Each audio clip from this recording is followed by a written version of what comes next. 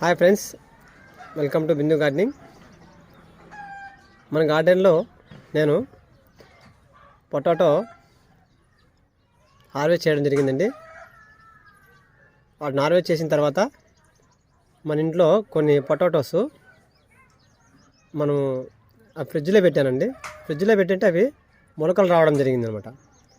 నాకు వాటిని పడేసేకి ఇష్టం లేక నేను 2 భాగాలు చేసి, ఇక్కడ కనిపిస్తుంది కదా, నేను చెక్కతో ఇది తయారు చేసుకున్నాను. చూడండి ఫ్రెండ్స్ ఎలా ఉందో.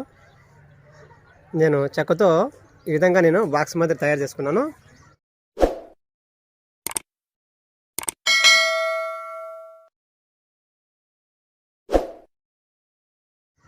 అందులోనే ఒక సిమెంట్ బస్తా నేను లోపల అంటే సిమెంట్ బస్తాని లోపల భాగంలో వేసేసి నేను ఈ విధంగా మట్టి వేసేసి, అంటే ఇది మనకి సాయిల్ మిక్సింగ్ వచ్చి మన గార్డెన్లో ఉన్నటువంటి వేస్టేజ్ అంతా ఇందులో వేసేసి మట్టి కప్పేసి ఉంచానమాట.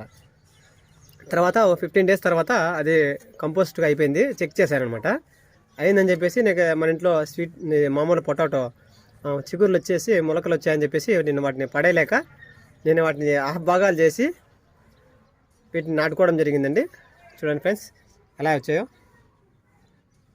ఇక్కడ వచ్చాయి, అదేవిధంగా ఇక్కడ కూడా ఉన్నాయి, ఇక్కడ కనిపిస్తున్నాయి కదా. ఇక్కడ చూడండి ఫ్రెండ్స్, చిన్న చిగురు వచ్చింది. అదేవిధంగా ఇక్కడ ఒకటి వచ్చింది.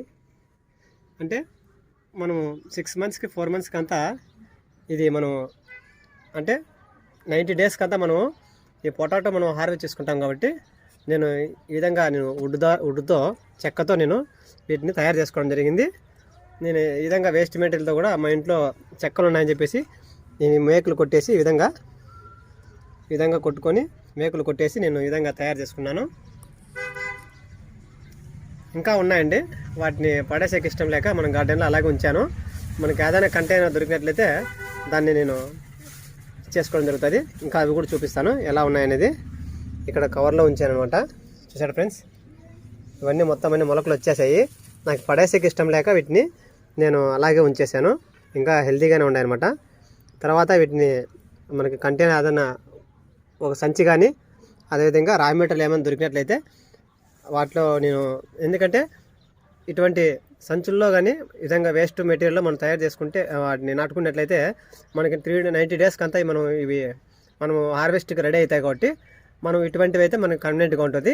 అదేవిధంగా మనం సిమెంట్ బస్తాల్లో కూడా ఇటువంటి అంటే 6 monthsకి 4 months కానీ 90 days పండించుకునే పంటలకి మనకి అనువుగా ఉంటుంది. కావున మనం ఇటువంటి దుంపజాతి మొక్కలకు సంబంధించినవి మనం 4 months కానీ 90 days లోపల మనం హార్వెస్ట్ చేసుకుంటాం. కాబట్టి అటువంటి యూజ్ చేసుకోవచ్చు. ఎందుకంటే ఆ సంచి కూడా మనకి మ్యాక్సిమం ఒక 3 months 4 months కంటే ఎక్కువ మనకి మన్నికి రాదనమాట. కావున అటువంటి దాంట్లో వేసుకోండి. మనం హార్వెస్ట్ చేసుకున్న తర్వాత ఆ మట్టిని వేరే మన కంటైనర్ ఖాళీగా ఉన్నట్లయితే కంటైనర్కి షిఫ్ట్ చేసుకోవచ్చు. ఆ సంచి అనేది ఒక 3 months 4 months కానీ 6 months లోపల అది పాడైపోతుంది. కాబట్టి మనం ఇటువంటి పంటలని మనము టెర్రస్ గార్డెన్లో వాడుకొని మనం పండించుకోవచ్చు. ఓకేనా ఫ్రెండ్స్, చూసారా, ఇది చూపించాలని చెప్పేసి మీకు ఈ వీడియో తీయడం జరిగిందండి.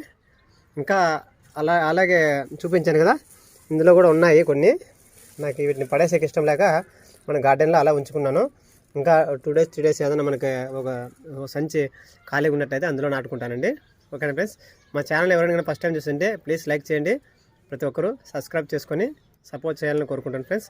ఇది ఎందుకంటే నేను గార్డెన్లో ఇది నన్ను దాదాపుగా ఒక 7 days బ్యాక్ నాటుకున్నాను అనమాట.